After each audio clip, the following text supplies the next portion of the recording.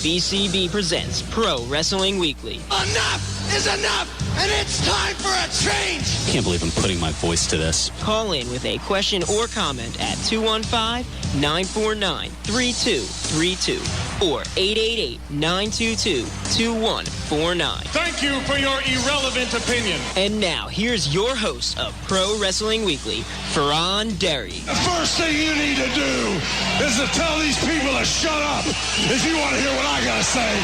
I'm a broadcast journalist. I have a right to my opinion. Oh, son of a... I am the best on this microphone, in that ring, even at commentary.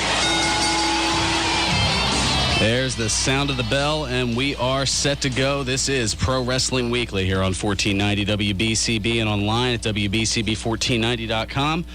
Ferran Derry here with you alongside Lucas the Intern. How you guys doing today? Outstanding. And Nick Cataldi. Hey. Pushing buttons, turning dials, keeping us on the air, and all kinds of fantastic stuff like that. What a jam-packed day already. And we're just getting started. In fact, right now, since I just came from there about half hour, 45 minutes ago, WWE Hall of Famer Tony Atlas over at George's Cards and Collectibles in the Neshaminy Mall.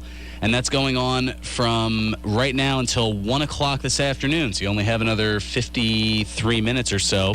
And I know I'm going across the pond with this one. As a Brucey bonus, joining him by popular demand, the Funkasaurus is back. Funk is indeed going to roll.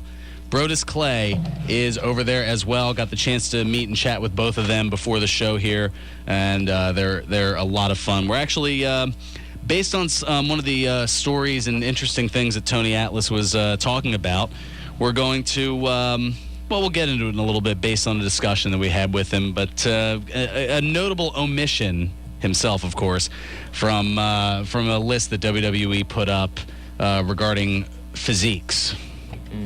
Yeah, I know. This could get interesting. But, head over George's Neshaminy Mall now until 1 o'clock. Tony Atlas and the Funkasaurus, Brodus Clay. Or at least formerly known as, since he's no longer with WWE. But, yeah, that way I don't get any cease and desist things and all that fun stuff. Plus, on Saturday, October 11th, it's about 4 weeks away, Sean Waltman, formerly known as X-Pac, will be at George's in the Neshaminy Mall from 1 until 3 p.m. And it's back Saturday, November 15th, Sinomania 8 at the Bucks County Technical High School, 610 Worcester Road in Fairless Hills, PA. So far, the only announced guests, none other than former WWF Tag Team Champions Matt and Jeff, the Hardy Boys. Team Extreme. And I'm sure, Team Extreme indeed. I'm sure that over the course of the next few weeks, more names will be announced. We're still a couple of months away, so there's ample time to add names onto the list. Check out George's 3 locations for all of your sports and wrestling memorabilia needs. Their original store at 7755 New Falls Road in Levittown, in the Oxford Valley Mall in the Sears Court on the lower level, and their newest location, where if you head there between now and 1 o'clock, you can meet Brodus Clay and Tony Atlas, the Neshaminy Mall in the movie theater wing. For more info on the upcoming X-Pac appearance, as well as some info on Sinomania, give George's a call at 215-943-2475 or visit them on the web at georgescollectibles.com. Figure we'd open on a high note because there's a lot of not so great news over the course of this past week. I guess first... I don't know. There's so many different things. I guess, I really hate talking about wrestler deaths because, they obviously suck. But former WCW and WWE wrestler passed away this past week. Sean O'Haire died this past Monday at the age of 43. The death was ruled as an apparent suicide by local police, as O'Haire was found, quote, in his bedroom beside his bed with a red rope tied around his neck and connected to the bedpost. Over the last 6 years, O'Haire went to WWE-sponsored rehab 6 times over the course of the last 6 years. So he's had some issues with substance abuse, and unfortunately... Just a few. Yeah, unfortunately, it looks like he opted to take his own life. So, considering that September is National Suicide Prevention Month, what can I say? If if you think there's nowhere to turn, I mean, if things aren't looking that great for you, I mean, give the National Suicide Prevention Lifeline a call, 1-800-273-8255. Again, that's 1-800-273-8255. Death is always a not fun thing, but I mean, when it's at your own hands, it's even that much more chilling. I have no idea how to get out of that. Well, you know what? I have a slight idea. A slight positive update from Jake Roberts. I know we've been covering his health issues the last few weeks following his hospital bout with double pneumonia. He is out of the hospital. He appeared last weekend at the Future Stars of Wrestling show in Las Vegas just hours after being released from the hospital. That's dedication. The video is up online, and you could hear that his voice at the time was a little bit weak. But he got considerably stronger over the next couple of days because he showed up 2 days later at the FSW training facility, helped train the students, stayed for a couple hours, and even ran the ring ropes. How about that? Yeah. While hospitalized, another cancerous tumor was found in Jake's chest, though, so another battle with cancer will commence shortly. But, I mean, he's had the uphill climb, and it seems like he's beaten just about everything that's come his way. So, just another hurdle. Somebody else who's had quite a few hurdles, Bobby the Brain Heenan. He's going to be canceling an appearance due to health issues. WWE Hall of Famer Bobby the Brain Heenan canceled his scheduled appearance at the Alamo City Comic-Con that will be held September 26th to 28th in San Antonio, Texas. According to Jim Ross's blog, Heenan is recovering from a broken hip. Ouch.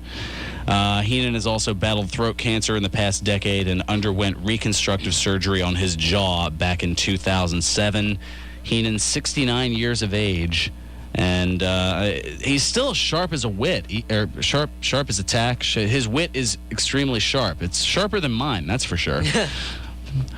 You were waiting to jump in on that. Yeah, you were just gonna jump all over me on that complete botch.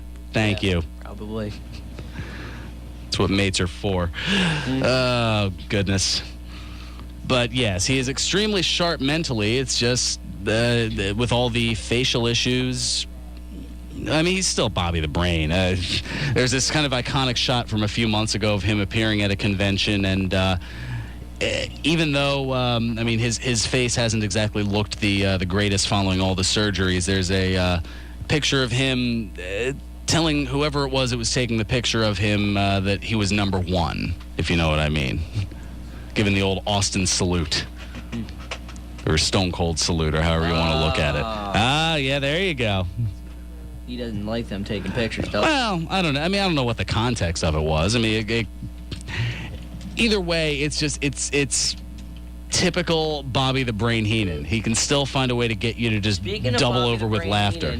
Speaking of Bobby the Brain Heenan, I actually started on the WWE Network for just $9.99, folks. Really? Sorry. It's bad enough that they're shilling it. I watched the first ever episode of Monday Night Raw, so I'm going to start all the episodes. I'm going to start watching all those episodes. Oh gosh, wow. Damien Demento and gosh, who else was on that show? Shawn was on there. The Undertaker. It wasn't Damien Demento, I don't think. It was it was Coco Beware versus Yokozuna. Which I noticed. What's the guy's name? The guy that replaced Bobby the Brain Heenan. He was with Macho Man and oh gosh, Rob Bartlett. Yeah, he was making they were making some very they were being very playfully racist, especially, and they were playfully racist in WWF back in the 90s. No, they were making fat jokes, and he said at one point, that's one big butted Oriental, Vince. And I'm just like, you would not be able to get away with that today. It's not really racist. Well, it's not political. It's not correct. Exactly. That might be. Doesn't necessarily mean calling someone an Oriental isn't the worst thing you can call them. I mean, yeah, but at the same time, it's not really. It's sort of frowned upon.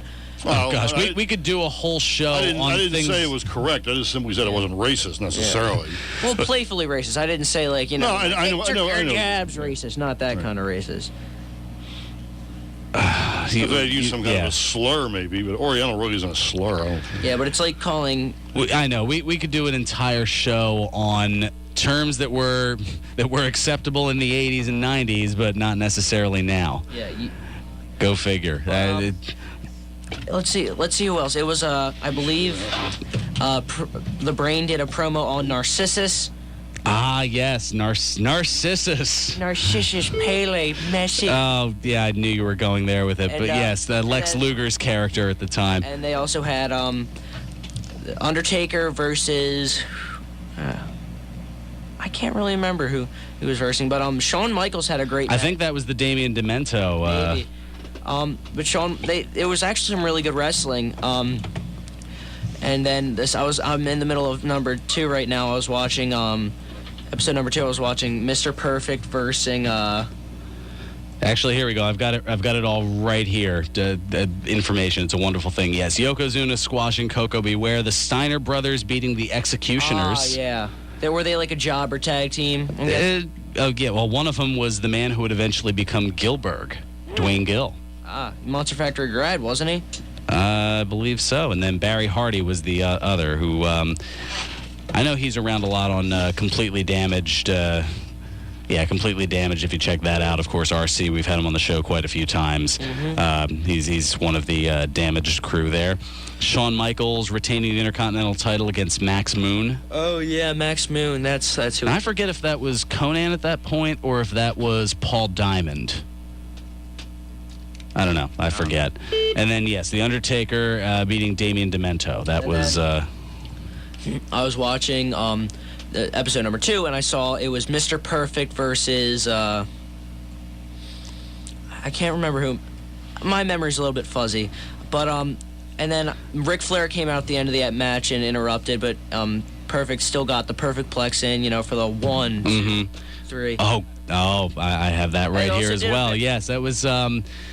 the man who was trying to get rid of one of the worst gimmick, the gimmick that kind of ruined his career, which is a shame because he was fantastic. But Terrific Terry Taylor, previously known as the Red Rooster. Yes. Yeah. What a difference 4 years makes. I also started watching the Monday Night War, which is a fantastic program, especially because I'm just excited to see what they're going to cover. I believe this week's episode will be about Bret Hart and Shawn Michaels. I really am excited to hear about when they do the episode on Goldberg. He was okay. I'm a Goldberg fan. I also sort of want to see They've got to do something on Austin 316, the Austin McMahon feud. They had got to do that. That was one of the pinnacle. I was going to say, I could give you a decent perspective as I was one of those people. Every Monday night was, back then, must-see television, and I'd be there literally flipping the channels back and forth, flipping from Raw to Nitro, constantly just to see what was going on with both of them because they had that overlap. I watched a lot of Nitro. I had WWE Classics. I keep saying this. Like the guy who got kicked out of the arena last week, you were at home watching Nitro for $9.99. Well, that was when it was for Comcast and stuff. So, and they didn't I watched the history of Monday Night Raw. That was another one of my favorite programs. But they had. They showed a lot of the old Nitros on the freebies before I had actually bought it. So that was one of the first things I had watched. I guess. Every night was the greatest night in the history of our sport, according to Tony Schiavone. Yeah, and then he goes and says something and Mick Foley, Mick Foley. Yes. Just they shot themselves in the foot. Well, that whole night, what was that? January 4th, 1999, I want to say. Something.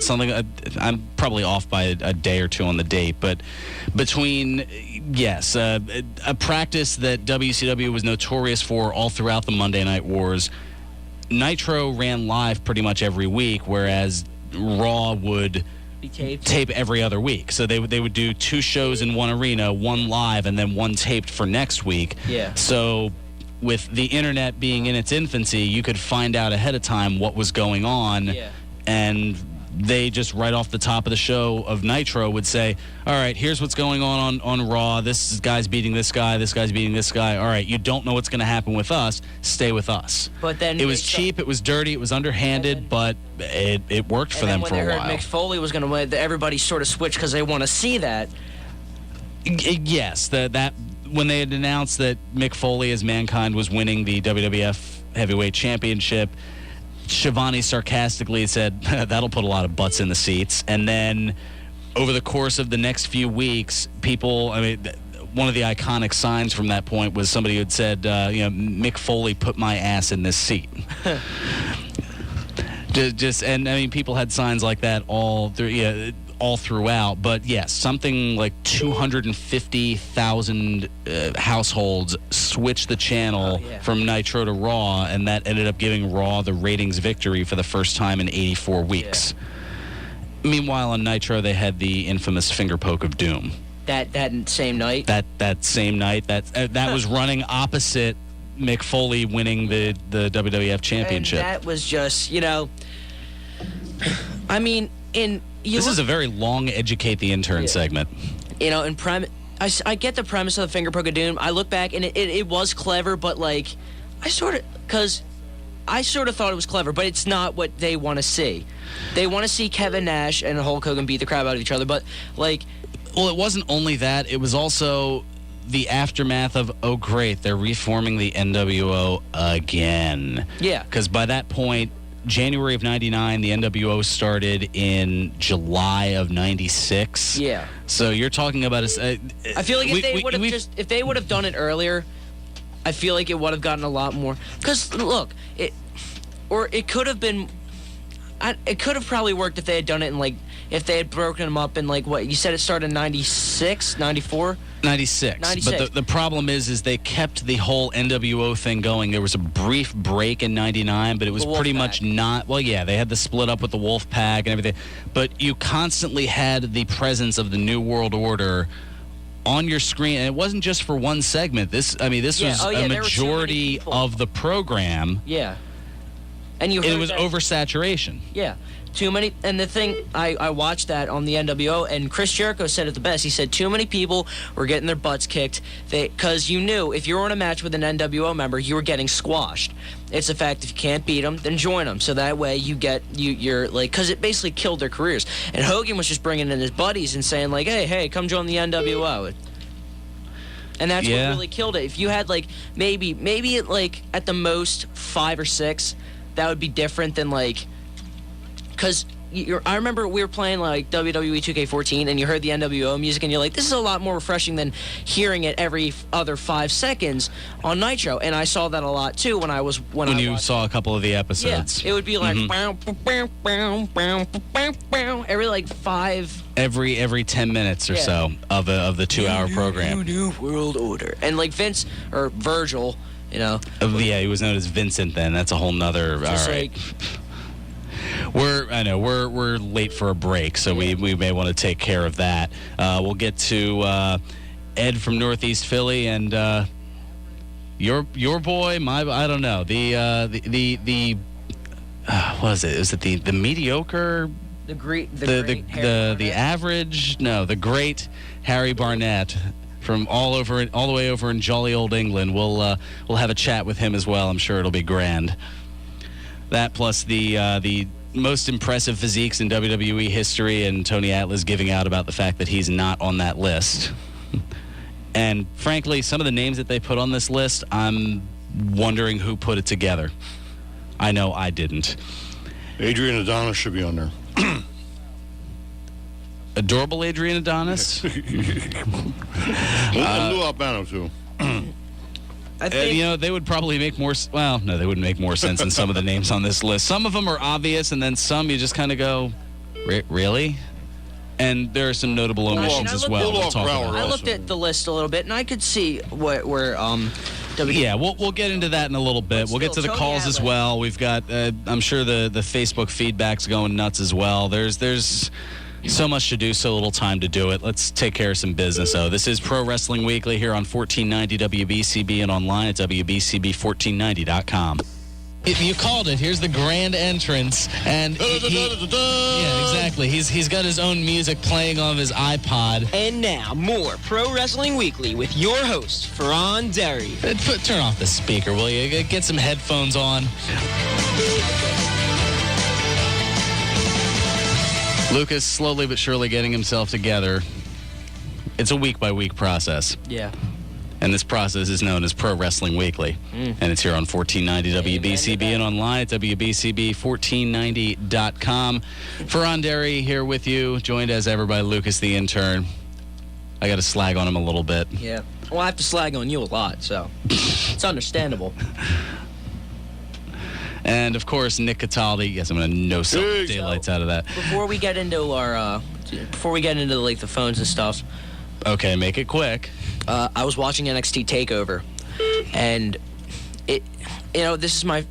I like NXT. I haven't had a lot of time to watch it, but watching NXT TakeOver and just looking at it's such a small setting, but these wrestlers really I like watching it because it's good to see who can make it. That Fatal 4-Way match was phenomenal.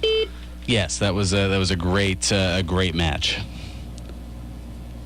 I don't know what else you want me to add to it. No, that is all. Proceed. Okay. You can have your show back. Oh, good. As LeBron James once said, it's about damn time. All right, let's get to the phones. We'll get. We'll start off with Ed from Northeast Philly.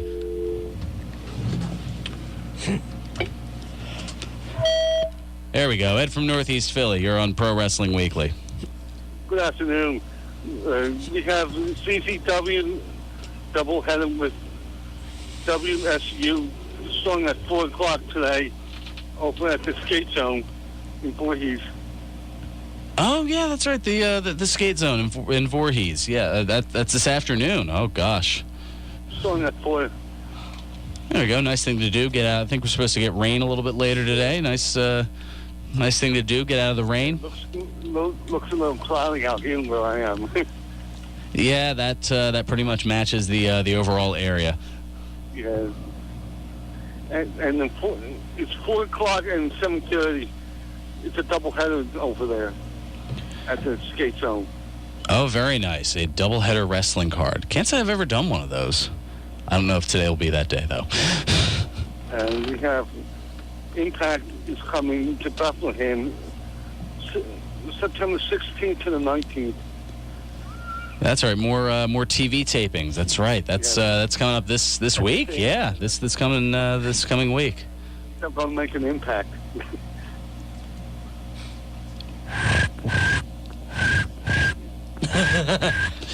I'm sorry. What else you got, Ed? I knew I should have done that joke. Yeah, I'm not. I'm like Road Warrior Hawk. I'm just not in the mood to sell it all. Oh. And ECPW Legends is coming to Allendale, New Jersey. Hacksaw, Greg Valentine, and Tony Atlas is on the show. That's a fundraiser. Oh, very nice. Well, I mean, Tony Atlas is a fantastic guy. I had the chance to talk with him earlier, and you still have the chance to, too, if you head over to George's Cards and Collectibles between now and 1 o'clock. You've got about a half hour. Just not saying you personally, Ed. I'm just saying the collective you, the listening audience. Yes.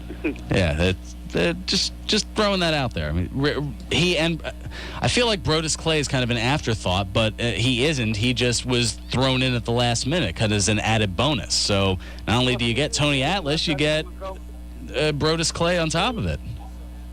Wasn't he there about 2 or 3 weeks ago? A month or so ago, maybe a month and a half ago. It just so happened they're both clients of ESS Promotions. It's no BS with ESS. And I'll give Eric a plug. That's clever. Yeah, I'll give Eric a plug. He's a nice guy. I've always gotten along. And it was kind of just a right place, right time thing. It's like, sure, we'll bring the Funkasaurus over. Why not? And then that's about it. All right. Always love a look at the local scene, courtesy of Ed the Showstopper. Thanks so much for the call. Now, since I don't want to, we'll go ahead to. Yeah, we'll go ahead and bring up since we don't want to. Yeah, we don't want to let the long distance charges rack up too much for Pat Dion and for Merrill. Let's go ahead and bring up from all the way over in England, Harry Barnett. Harry, what's going on? Well, I would prefer that introduction again, but as you, I think I'll let you off. Well, there are a lot there. I will let you off. Oh, you'll let me off the hook this time? I will let you off just because of the indie update we just had. I know you're a little frazzled by that now. Yeah, very much so, yes. Ed always keeps me on my toes. He is definitely Ed the Showstopper. Where was he about 2-3 weeks ago? He could have given you an update about somewhere else. Oh, wait. Maybe he wasn't there. I don't know. I don't think he was one of the 11 who showed up. Oh, I hope no one's listening. I didn't mention any names. I'm just withholding the names to protect the guilty, I guess. Well, behave, you two. Before I actually get into anything, I first of all want to point out I can barely hear you guys. You know, I've got one earphone in, and you've got this annoying noise in the background that sounds much like me. An annoying noise. That must be Lucas. Hey, you know what? Both of you behave right now. I will turn this station around.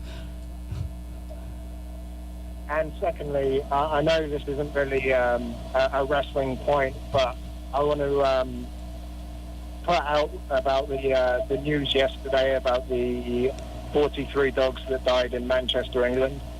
Very sad, but yeah. Obviously we got great firefighters and people like that did their job. Now on to the wrestling. What's your question, Bron? Oh, you want me to ask you? But well, that's usually what I do with Brady. I go to other shows and they ask me the questions. Getting a bit cocky, are we, Barnett?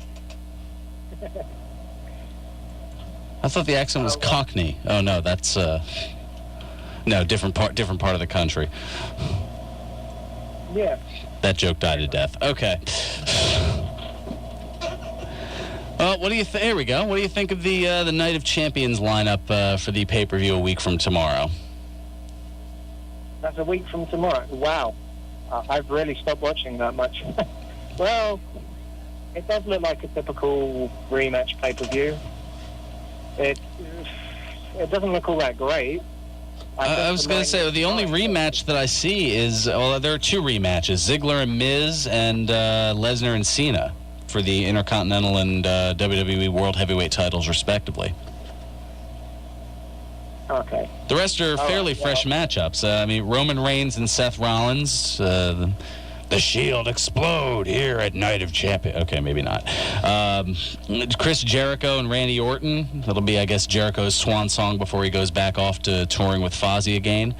The Usos against Gold Star. That's not their official name, but that's what I'm going with. Is for that them. For the tag team titles? That is for the tag titles. Nice. Mark Henry and Rusev in the Vince is going to enjoy his big men match. Paige defending the Divas title against AJ Lee and Nikki Bella in a triple threat match in the Lucas will enjoy the Divas match. Ferran. And Sheamus defending the U.S. title against Cesaro. Well, I mean... Well, Ferran, let me ask you a question. I suppose. Does that pay-per-view look to you like something you would stay up till about 4 a.m. for? Well, you're usually up during that time anyway. That's nothing to do with that. That's beside the point. I mean, what do you expect? I'm not gonna play devil's advocate here, you know. But okay. You know, it's Night of Champions. I understand that with Lesnar on the card, it should be a lot bigger, but it's you know, it's not. It's like a B-list pay-per-view. I mean, you've had some great matches in the past, but it's not. I will admit, on paper, it's a bit of a head scratcher. I won't skip it because I'm covering it. I'm a broadcast journalist. That's what I do. But if I were Joe Average fan, or in this particular case, Great Harry fan, I don't know how I'd feel about necessarily putting down the coin, especially in your time difference scenario, putting down the coin and late night time to give this a look. Well, that, and as well the fact that I have to sit at a computer with altered settings to be able to watch it before October 1st, when we legally have it here. Oh, yes, because they won't have it available Till October. What did they say? October 1st? Is that, I was going to say, is that the latest on the UK WWE Network discussions? Yeah, but if you go to the Facebook page for the WWE Network and you ask them anything about it, they have no information. I was waiting for you to say they have no clue, but I think that's not too far off from where you were going with that. More or less, yeah. Well, I think that's part of what led to this. This was a story that popped up Thursday, and I'm going to I'll get your reaction just because it's kind of funny, but there was a Hollywood website that reported on Thursday, though there's no truth to it, that WWE was apparently negotiating a sale of its tape library with Warner Brothers. Yes, Lucas is giving me a puzzled what the bleep You mean look. like the VHS tape? Like their archives. I mean, they go all the way back to the 1950s. Well, I mean, that's a bit understandable, but, you know, what do they want with the archives? Bingo. That's the money question. Why would Warner Brothers want WWE's tape library, let alone pay money for it? Well, I mean, they don't want complete ownership, do they? If anything, if I was them, I would sell it to Warner Brothers, not Marvel. Not Disney, rather. They'll ruin it. Yeah, they'd probably try to recast all of the wrestlers. Exactly. Completely reboot the whole... But, I mean, Jimmy Hart would play a great voice of Mickey Mouse. Well, that or we could just I try don't and get follow Brady your logic. I know. Another reference to OSW review. He at one point tells, I think it might have been the Nasty Boys, I thought I got you a title shot. And apparently they said he sounded like Mickey Mouse, so one of them did a ho-ho right afterward. Okay. Because of that high-pitched Mouth of the South Jimmy Hart voice, yeah. Before you let me go, can I just announce something real quick? Sure. Why not? We're a show of cheap plugs. No, not at all. It may lead to that, but for anyone that may not know, once the WWE 2K15 game is out, thegreatentertainmentnetwork.com, there you go, there's the plug, will be presenting a PlayStation 4 only, sorry Lucas, Yeah. WWE 2K15 tournament. You're just There'll be a prize, there'll be a trophy, and there'll be greatness. You should just be happy it's not for the Xbox, because I would take you down. I'm a wrestling game, just, you know. The imagination of a child. Oh, the imagination of a child. Really? Why are you talking about yourself like that, Harry? That's really sad. You shouldn't imagine yourself like that. And you're telling me to behave? You know what? That's different. Okay, you two that's real disputes. This is big boy talk right now. Okay, I'm gonna shut up. Tell me I didn't just hear that. I'm gonna shut up because Ferran's gonna kill me after the show. So if I'm not back next week, you know who to blame. Applications for interns can be accepted at WBCB 200 Magnolia Drive. No. Yeah. Oh goodness. I'm curious. This trophy, will it be akin to the one that Bret Hart smashed at WrestleMania 4 for the Battle Royal? It will be whatever the price of the game is, because I plan on getting it for free. So, you know, around the £50 mark, you know, $20. So it won't be much special, but it's still something. So is it like a participation trophy then? No, there's no participation. That's an American thing. At least I think. I don't know. I hope we get rid of that. I don't agree with the participation trophy at all. These kids need to know that they're not good at sports and just go to NASA or something. We're getting into a really deep realm here. What is going on? I don't know. I'm a little bit out of it right now. That's different from any other week, Hal. You should put him on a wellness test, Ron. There may have to be a wellness test going on as soon as this show's over here. Harry, you need to beef up a little bit, so I wouldn't be talking. Kind of like your boy Jeff Hardy at the which pay-per-view was that with Sting and Victory Road. Victory Road. Thank you. Oh gosh, this is just going downhill quickly. We're going to be squaring off in the parking lot after the show, ladies and gentlemen. So if you want to see a slobber knocker, come down to WBCB. Awkward silence. Moving on. Okay, yeah. Yes, very, very, very good idea. I'll have to see Harry, that. thanks so much for the call. Greatly appreciate you chiming in as always. Calling all the way from jolly old England. How about that? We are international. And not just because of my Canadian nonsense, eh? Oh, stop being such a hoser. Yeah, I already used that joke. I'm from Jersey. Does that count? Yeah, actually does count a little bit. Actually, I'm not really from Jersey. I was going to say... Just throw it in. I live in Jersey. Well, I mean, that There you go. should count. I'm from Philadelphia. I thought you were going to say you were from Croydon. I'm working on it. You're working on it. Okay. I'll get there eventually. I've been there many a time. Stepping If stone. you to make it greatness. there, you can make it anywhere. That's right. Just That should be a step- song. Wow. Yeah, or lyrics or something. Yeah, something really. You're talented. All right. Well, while we Now jot you're that down, let's take care of some included, business, yeah. and then we'll come back. We'll chat about. We got a football game coming up in a few minutes. Oh, that's right, we do. Football. Do we have a second timeout to take too? Let's take it real quick. All right, let's do that. This is Pro Wrestling Weekly here on 1490 WBCB and online at WBCB1490.com. Pro Wrestling Weekly presents Today in Wrestling History, September 13. On this date in 1998, WCW held its Fall Brawl pay-per-view. In the main event, Team WCW, consisting of Diamond Dallas Page, Rowdy Roddy Piper, and The Warrior, defeated Team NWO's Hollywood Hogan, Bret the Hitman Hart, and Stevie Ray, as well as Team NWO Wolfpack's Kevin Nash, Sting, and Lex Luger in a 3-on-3-on-3 War Games match.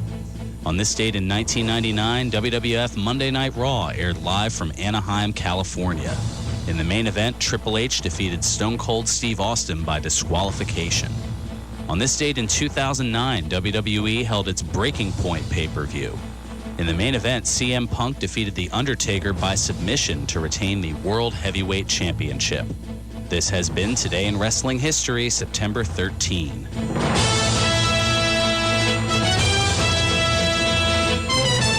Welcome back to Pro Wrestling Weekly here on 1490 WBCB and online at WBCB1490.com. How quickly I forget, and the little reminder there reminded me that we're done in about 3 minutes because we've got high school football coming your way. Right. Trenton against Rancocas Valley, I believe it is. Oh, yes. Well, why don't we All right, finish with let's get the Tony Atlas thing. We've been talking about it all hour. 2 years ago, WWE.com ran a story on the 20 most impressive physiques in WWE history. Now, Tony Atlas had umbrage with this because he is a 2007 World Bodybuilding Guild Hall of Famer. He showed me his Hall of Fame ring. He was omitted from the list. I mean, just to give you an idea, here's the countdown. I'm going to make it really quick. Lance Storm at number 20, Dolph Ziggler, Antonino Rocca. I can see that one. I don't know. He's very sleek, but that's about it. Shelton Benjamin, Beth Phoenix, the Glamazon. Okay, I can't argue with that. Plus, got to get the woman in there. Cody Rhodes, maybe if it was an Abercrombie list. Superfly Snuka. Sailor Art Thomas, going back to the 50s and 60s with that one. Vince McMahon. The genetic jackhammer. Of course, he's going to put himself on that list. R-Truth. What? He's got like 0% body fat. That's pretty much why they're going with that. Brock Lesnar, Yes. Goldberg, Yes. Batista, Yes. Rocky Johnson. Yeah. Oh yeah, he's. Where do you think The Rock got it from? Who is also on the list, by the way? David Otunga, Oh, hell yes. Lex Luger, of course, the Wonder Bod, Triple H, Yeah. John Cena, Yeah. and Ravishing Rick Rude. Oh, yeah. Rick Rude. But there are a few of those that make you go, I don't know. I mean, Atlas not on the list, Warrior not on the list. Just to name a couple. Scott Steiner. True. That he definitely had an impressive physique with those 26-inch biceps. Oh goodness. Big pop. Sounds like mine. I got 24 centimeter pythons. Well, I got 26. I put them both together. 24 centimeters. That's You know. Yeah, no, that's maybe only about like 9, a little over 9 inches. That's the joke with my with when I like go up against my friends in like a boxing match. I'm like, what you gonna do, brother? When these 24 centimeter pythons gonna run wild on you, just because of 24-inch pythons, you know. All right, we've got football coming up. Just beforehand, quick note: birthdays. Quit flexing, Lucas. 1981, former 6-time TNA Knockouts champion Angelina Love turns 33 today. And for your love of comedy, on this date in 1965, insult comedian, celebrity roast veteran, and current New York Friars Club roastmaster general Jeff Ross turns 49 today. And I would love to repeat some of his jokes, but A, we're out of time, and B, none of them make air. They say so stay tuned. Sean Lerman has high school football here on WBCB.